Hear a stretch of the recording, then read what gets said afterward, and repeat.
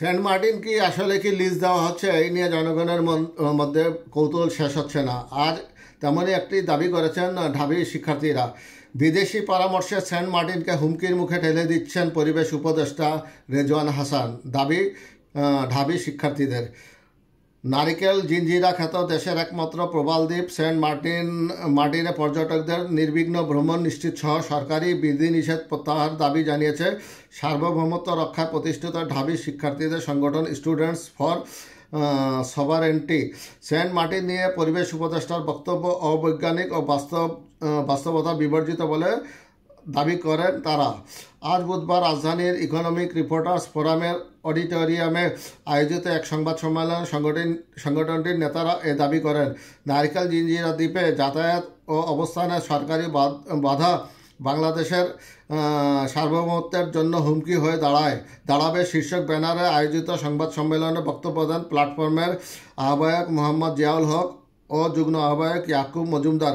জিয়াউল হক বলেন, বিদেশি জার্নালের রেফারেন্স টেনে পরিবেশ উপদেষ্টা বলছেন পর্যটকেরা কোরাল স্কুলে নিয়ে যাচ্ছে, তাই 2045 সালের মধ্যে নাকি সব কোরাল ক্ষয় হয়ে সেন্ট মার্টিন দ্বীপ, নারিকেল দ্বীপ জিঞ্জিরা ডুবে যাবে।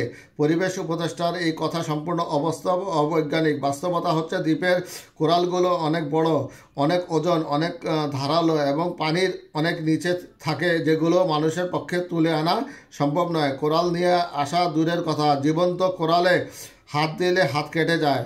তাই কথিত বিদেশি জার্নাল কিংবা পরিবেশবাদীদের কোরাল নিয়ে যাওয়ার ব্যাপারে যে বক্তব্য সেটি অসত্য, মিথ্যা ও প্রতারণার সামিল। তাই মিথ্যা অজুহাতে দ্বীপে যাওয়া ও অবস্থানের উপর নিষেধাজ্ঞা দেওয়ার রহস্য জনগণ জানতে চায়।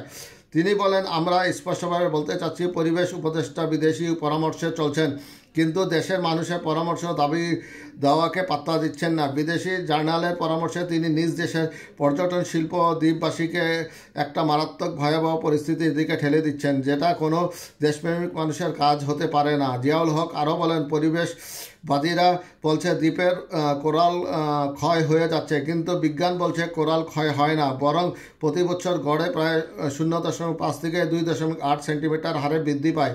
দ্বীপে সরেজমিনে দেখা যায় মৃত কোরাল জমে দ্বীপের আয়তন বৃদ্ধি পাচ্ছে, কিন্তু পরিবেশ উপদেষ্টা বলছেন কোরাল ক্ষয় নাকি দ্বীপ হারিয়ে যাচ্ছে। পরিবেশ উপদেষ্টার বক্তব্যের সঙ্গে বিজ্ঞান ও বাস্তবতার মিল পাওয়া যায় না।